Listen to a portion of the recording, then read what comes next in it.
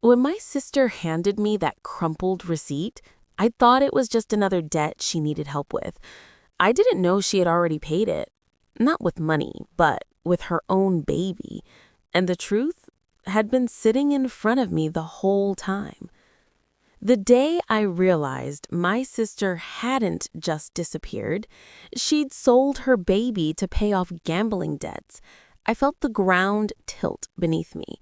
This is a raw, first-person story about family betrayal, secrets kept in plain sight, and the slow work of protecting the innocent while holding someone accountable.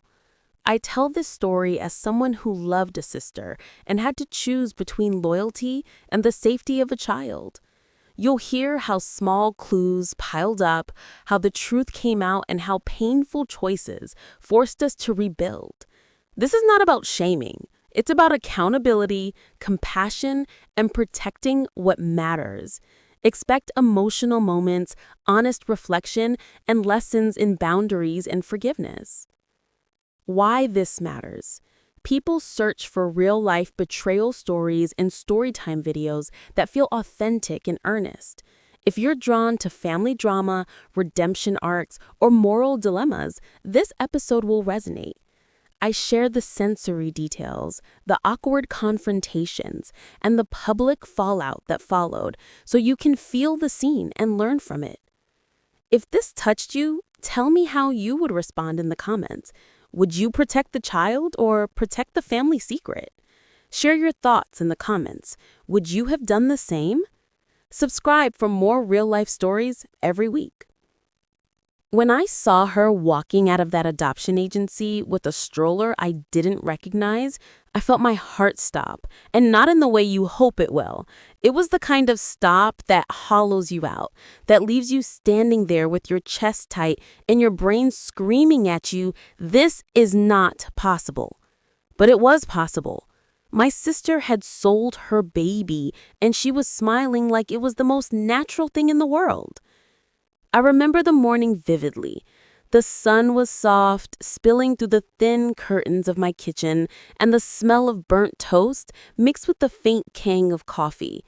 I was kneeling to scoop up crumbs from the floor, the baby monitor crackling softly beside me, when my phone buzzed. It was a message from her. Just 3 words. "Can we talk?" My stomach dropped, but I thought maybe it was nothing. Just one of those late-night worries that plague her more than anyone else. She's always been impulsive, quick to cry or laugh or gamble away a paycheck before thinking twice. I should have known better. Life before that morning was ordinary, in the quiet, sticky-sweet way of family routines. I live in a modest townhouse on the edge of the city, where the walls hold echoes of laughter, arguments, and the occasional whispered secret. My sister Lila moved in with me when her marriage fell apart, when she was barely 21 and full of hope she didn't know how to handle. We were close, the kind of siblings who bickered over the smallest things, who got into fights about cereal boxes or laundry detergent brands. But underneath it all, we were each other's safety nets. Lila had a restless energy. She was beautiful in a wild way, messy hair and wild ideas that made my mother worry constantly. She worked part-time at a boutique downtown, and in the evenings, she played poker online. At first, it was a game. She laughed at her wins, shrugged off her losses, and I teased her mercilessly. But then the wins stopped. The losses mounted, and the air around her began to change. Her eyes carried a strange light I only noticed in hindsight. A flicker of desperation she tried to hide behind jokes and sudden bursts of cheer. I had my own life, of course. I worked long hours at the library, surrounded by the smell of paper and dust, the quiet hush of pages turning. My husband Ben would come home from his job as a mechanic, and we'd sit in the living room, sharing the same couch for years until the leather softened into familiar comfort. My son Jamie would tumble into our laps, sticky fingers and all, and our small world felt safe. Lila was part of it too, dropping in after work with mismatched socks and half-empty takeout boxes. We were a team, imperfect but bound by blood. And then came the day she asked to borrow money. Just a little, she said. She promised she'd pay it back. But the tremor in her voice, the way she avoided my gaze, made my stomach twist. I knew, deep down, it wasn't just a little. But love makes you blind sometimes. You lend money to family with the hope that trust will cover what reason doubts. The first clue came subtly. Lila's phone began buzzing constantly, late into the night, though she insisted it was just work messages. I noticed her pacing more, her hands shaking when she counted coins at the grocery store, the nervous habit of biting the inside of her cheek until it bled a little bit. She became secretive, and in those quiet moments, when the house held only the ticking clock and the hum of the refrigerator, I felt a cold knot of unease in my chest. One evening, Jamie and I were building a fort in the living room when Lila came in carrying a small bundle wrapped in a blanket. I assumed it was a friend's baby she was babysitting. She often did that. But when she smiled at it, there was a strange intensity in her eyes, one that made me pause. "He's someone I met through a foster family," she said quickly, brushing my question aside when I asked whose baby it was. That was my first real taste of suspicion. Something didn't feel right, but I let it go, told myself I was imagining it. The tension built slowly, like water climbing the sides of a bathtub. At first, it was little things: missing receipts, hurried conversations on the phone, a calendar crossed out with appointments I wasn't invited to. Then came the whispers. Neighbors commenting on how often she visits the agency or how she seems unusually close with the foster couple down the street. My gut screamed, but I clung to the hope that I was wrong. Lila was my sister. I wanted to trust her. I needed to. One night, I stayed up after everyone else had gone to bed, thinking I'd just check her social media for reassurance. That was the night I first saw him. Not in a picture, not in a post, but in the comments of a friend of hers. A baby smiling in the backyard I recognized as the foster couple's. The words below it made my chest tighten. "So glad you're still coming to see him. He's lucky to have you." I felt my hands shake. I read it again and again. My vision blurred as the reality began to settle like ice in my veins. She hadn't just disappeared. She'd sold her baby to pay off gambling debts, and she was smiling like it was the most natural thing in the world. The room spun, and I had to grip the edge of the desk just to keep from falling. I couldn't speak to anyone, couldn't breathe properly. My own sister had committed a betrayal I didn't know how to name. A betrayal that carried the weight of blood and love, and yet, somewhere in her twisted logic, she thought it was okay. That she could right her debts with the things she was supposed to protect most. I didn't know what to do.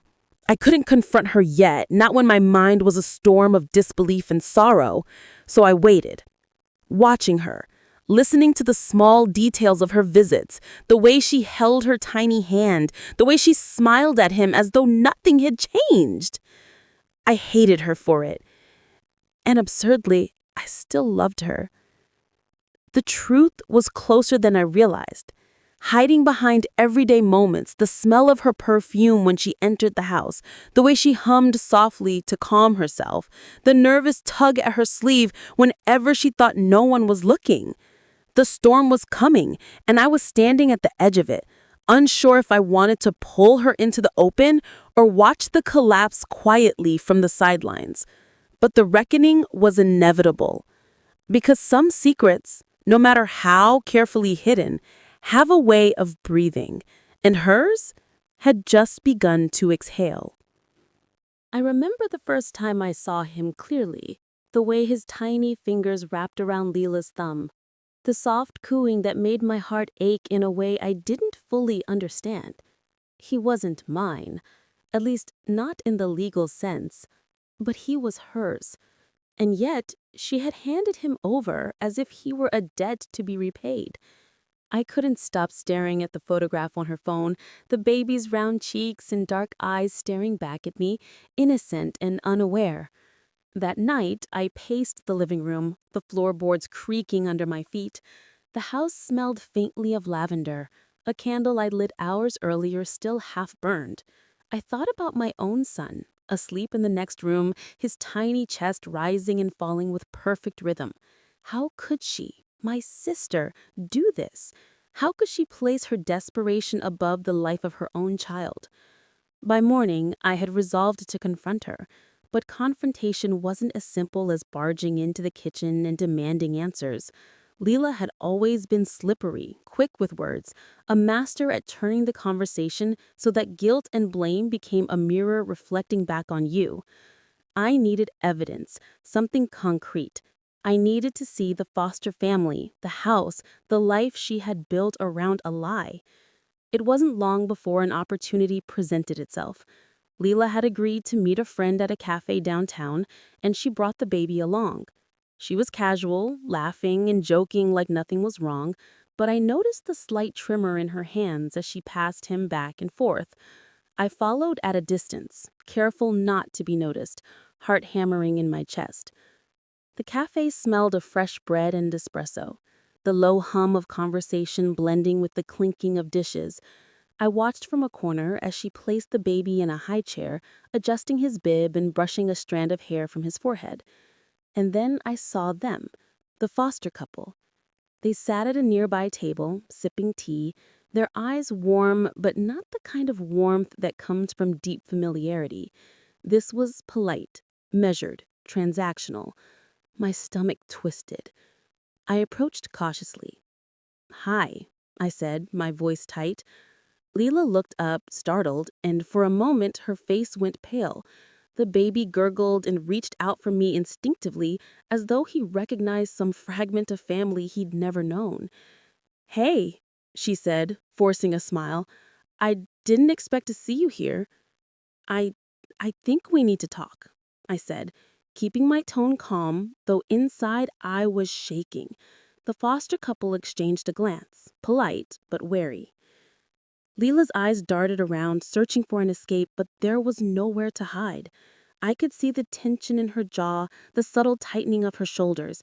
And then she spoke, her voice low, almost a whisper. I had no choice. The betrayal, when finally spoken aloud, hit me like a physical blow. I felt the air leave my lungs, a gasp I couldn't suppress.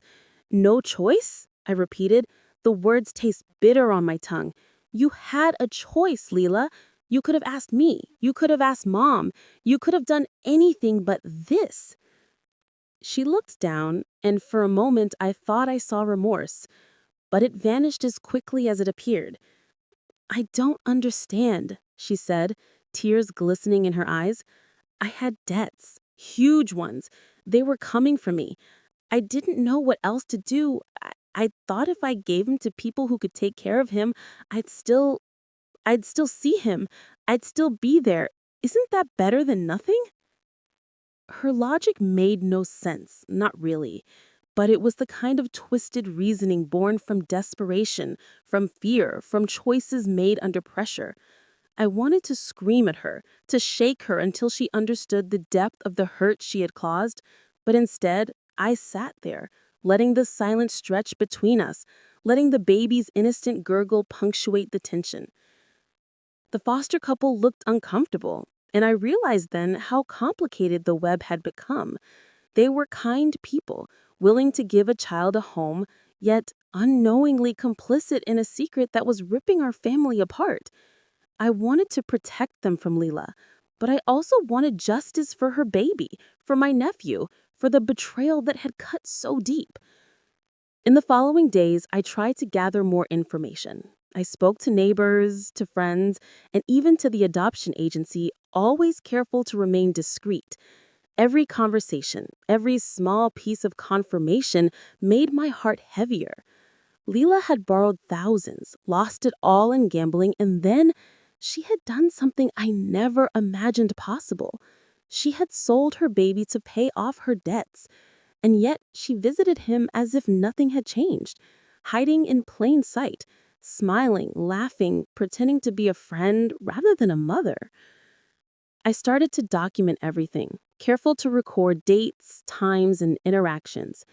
I wasn't sure what I would do with it, but I needed proof.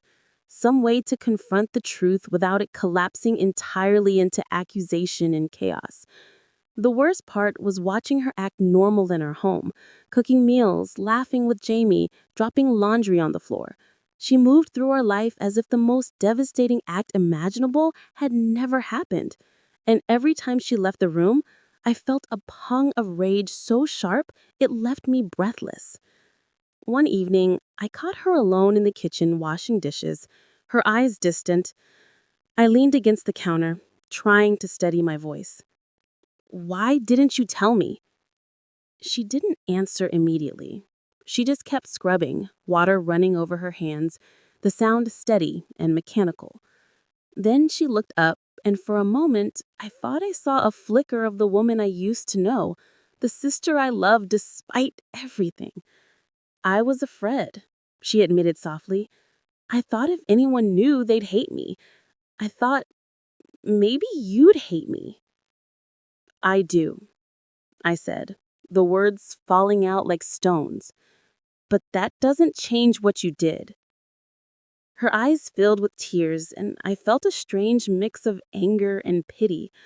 I wanted to comfort her, to shake her, to demand that she understand the enormity of her actions. But I knew that words alone couldn't undo the betrayal. Something more had to happen.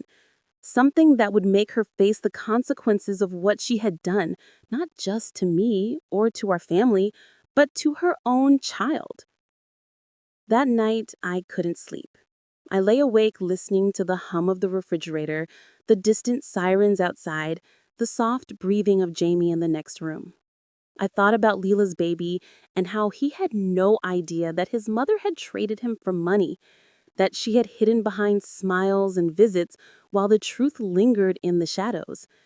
I felt powerless, frustrated, and utterly heartbroken. I knew one thing for certain. This secret could not remain hidden forever. The truth had a way of surfacing, and when it did, it would be messy, painful, and unavoidable. I wasn't sure when or how it would happen, but I knew I had to be ready. It was a rainy Tuesday when everything came crashing down. The sky had turned a bruised gray, and the drizzle made the city streets shimmer, reflecting headlights and fractured lines. I had gone to pick Jamie up from school, and Leela called to say she was running late, as usual. I hung up the phone with a pit in my stomach. There was a tension in the air I couldn't shake, a sense that something irreversible was about to unfold. When I got home, the house was quiet. Leela wasn't in the kitchen, wasn't humming to herself as she did when she tried to mask nerves. I followed the sound of water to the bathroom and found her there, sitting on the edge of the tub, her hands trembling as she held her phone. Her shoulders shook as if the weight of the world pressed down on her. And that's when I saw it. A message on the screen, unmistakable and brutal in its clarity. Payment received, child transferred. No further contact unless arranged. The words burned into my mind. She wasn't just hiding him. She had literally sold him. My chest tightened, my vision tunneled, and the room seemed to tilt. I wanted to scream, to shake her, to make her feel the betrayal that had already shattered me. But all I could do was stand there, frozen, as she lowered her head into her hands and wept. "Leela!" My voice was barely audible. She lifted her eyes to mine, red-rimmed and glossy, and I finally saw her fear. The fear of being caught, the fear of losing control, the fear of facing the consequences. How could you do that?" I asked, my voice breaking. "He's a baby, Leela, your baby. You don't sell your baby. That's not how this works." She shook her head violently. I had no choice. I lost everything. I thought if I gave him to people who could take care of him, I'd still be there for him. I thought maybe it was better this way. I wanted to reach across the bathroom and shake her, but I didn't. I wanted to slap the sense back into her, but I didn't. Instead, I sank to the floor beside her, gripping my knees, trying to make sense of the devastation in front of me. Better? I whispered, tears spilling down my cheeks. Her sobs echoed in the tiled room. I didn't know what else to do. I didn't want to lose him, and I thought I could fix it. I thought I could make it okay. But there was no making it okay. The betrayal was absolute. She had crossed a line that couldn't be uncrossed. And as much as I wanted to hate her completely, I couldn't ignore the sister I had loved, the sister I had tried to protect. I hated her actions, but I still loved her. That love was what made it unbearable. Over the next few weeks, I tried to process what had happened. I couldn't sleep, couldn't eat properly. I replayed every moment, every sign I had ignored, every little thing that should have warned me. My mind was a cyclone of anger, grief, and disbelief. And yet, amidst all of it, I knew something had to be done. Leela couldn't continue hiding behind her lies. The foster family couldn't unknowingly raise a child who had been sold by his own mother. And that baby, my nephew, deserved better. I started quietly gathering evidence, screenshots of messages, notes of dates and times, small observations I had made. I spoke to a lawyer discreetly, trying to understand what options were legally possible. The law was cold and slow, but it was something tangible, something I could use to protect the child from further harm. I felt like I was walking the tightrope, balancing my love for my sister with my obligation to the child she had betrayed. Then came the confrontation with the foster family. I invited them over under the guise of being concerned friends, casual and polite. The moment was tense. Every smile forced, every handshake stiff. I had rehearsed what I would say 1,000 times, but when I opened my mouth, the words came out raw and jagged. There's something you need to know, something important about the baby you're raising. Their eyes widened, the warmth in their gaze replaced with wary curiosity. Leela stood behind me, her face pale, her hands twisting together. I took a deep breath. He's not just a foster child.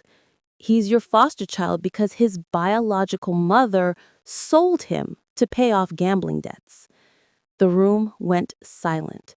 I could hear the drip of rain against the window, the faint hum of the heater, the baby cooling in the high chair. The couple exchanged a glance that spoke volumes: shock, disbelief, concern. And then the questions came, sharp and direct. Sold him? What do you mean? I laid it out as carefully as I could. Every piece of evidence, every observation, every truth I had discovered. Leela didn't interrupt at first, just standing there, small and fragile. But eventually she tried. It wasn't like that. I cut her off. It was exactly like that. You betrayed him. You betrayed us. And you need to take responsibility. The foster couple looked at her with a mix of pity and judgment. Is this true? The woman asked gently. Leela nodded, tears streaking her cheeks. Yes, No, I said firmly. No more excuses. You made a choice. And now we have to fix it. The baby's gurgle punctuated the silence that followed, a small reminder of innocence caught in a storm of adult mistakes. And in that moment, I knew that nothing would ever be the same. I spent the next few weeks navigating the legal and emotional fallout.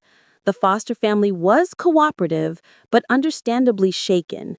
Leela faced scrutiny not only from me, but from authorities, from friends, from everyone who had once trusted her implicitly. And the baby? The baby became the center of our focus, the light we had to protect no matter what. I took a role in ensuring his safety, visiting him under proper legal guidance, making sure he was surrounded by care and love, even if the path there had been forged in betrayal. Through it all, Leela's presence was a constant thorn. She tried to visit him, tried to apologize, tried to justify, but nothing she did could erase what had been done. And yet, I watched her struggle, not with hatred, but with sorrow.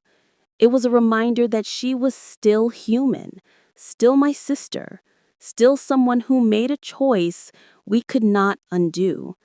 The tension in our home slowly eased, but it never disappeared. We learned to navigate around her presence, to protect ourselves and the child. It was messy, painful, and often exhausting. But slowly, as days turned into weeks and weeks into months, we began to rebuild.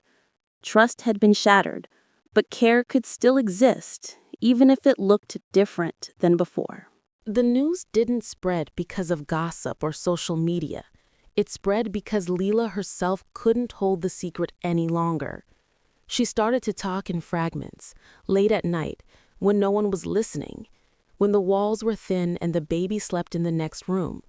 And like a shadow, the truth began to ripple outward, reaching neighbors, friends, even coworkers who had once admired her carefree smile. I didn't relish the idea of her humiliation. I wanted accountability, not spectacle. But the moral consequences of her actions were unavoidable. One afternoon, the foster family sat down with the social worker, and the full story came out. Leela's gambling debts, her decision to sell her child, her ongoing visits disguised as casual friendship, all of it laid bare. The social worker listened carefully, asked questions with professional detachment, but the weight of the story hung between us like a storm cloud, heavy and oppressive. From there, things moved quickly.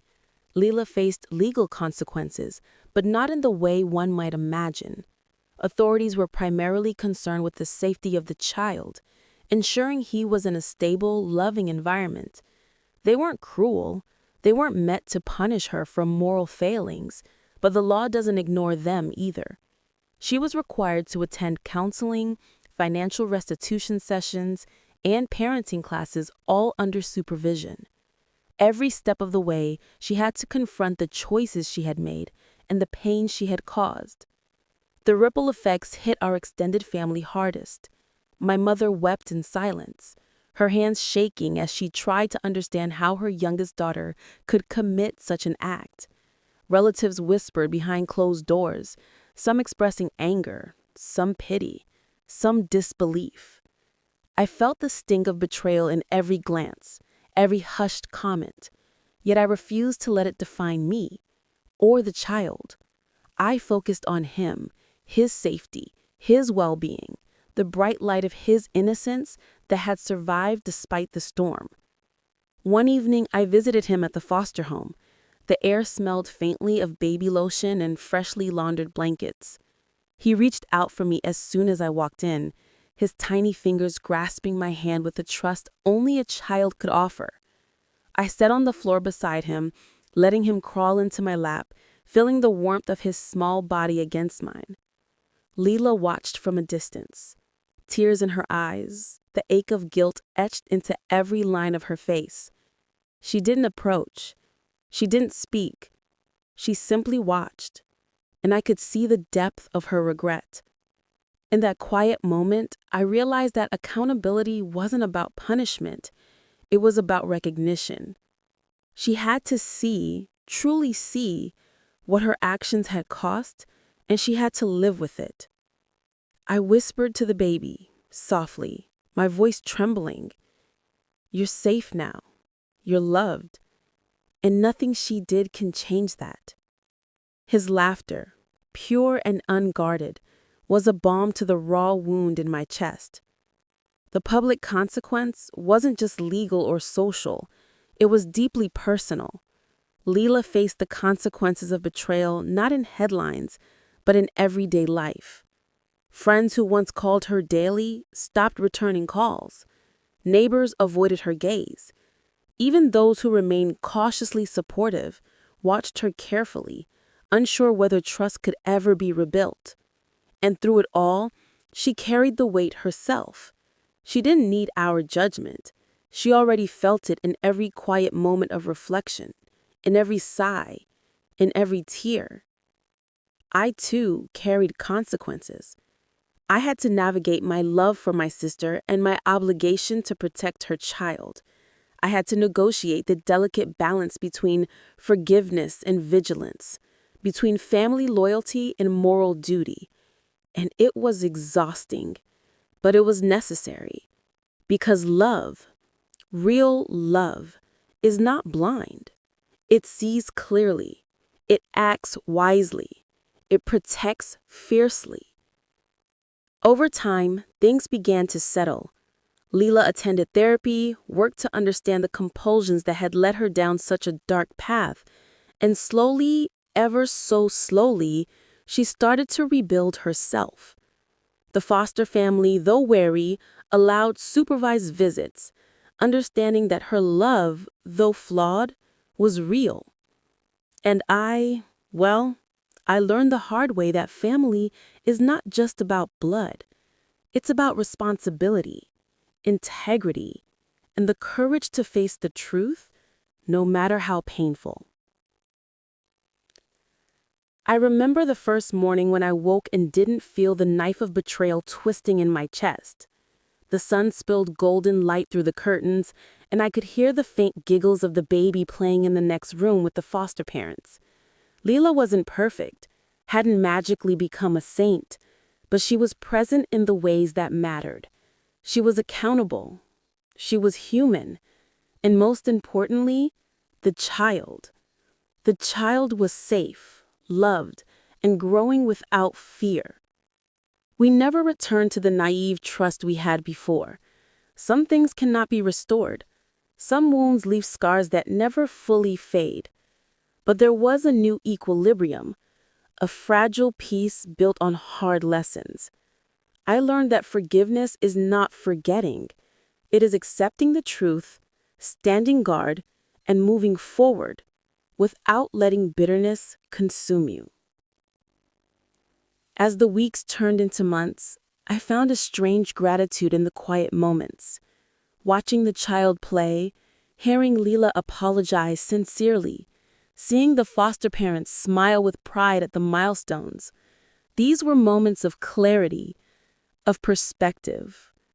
Life was fragile, yes, but it was also resilient. And sometimes, in the middle of heartbreak, you find the strength to protect what matters most, even if the path there is littered with mistakes. It took months, maybe a year, for the house to stop feeling like a battlefield. The echoes of betrayal didn't disappear. They lingered in corners and half-empty cupboards, and the quiet hum of the refrigerator, but slowly the tension eased. I found myself waking to mornings that smelled of toast and coffee again, listening to Jamie's small footsteps pattering across the floor, the sound comforting instead of hollow. Life wasn't perfect, life would never be perfect, but it had a rhythm, a fragile, fragile piece. Leela had changed, not entirely and certainly not perfectly, but she had started to confront the patterns that led her to gamble, to make reckless decisions, to betray the most sacred trust a parent can hold. Therapy was grueling, introspective work that left her drained and raw. Yet with each session, I saw her grow, not into the sister I remembered from childhood, but into someone who could at least acknowledge her wrongs and try to repair them. She wasn't absolved, she never would be, but she could perhaps learn to coexist with the gravity of her mistakes without collapsing under them.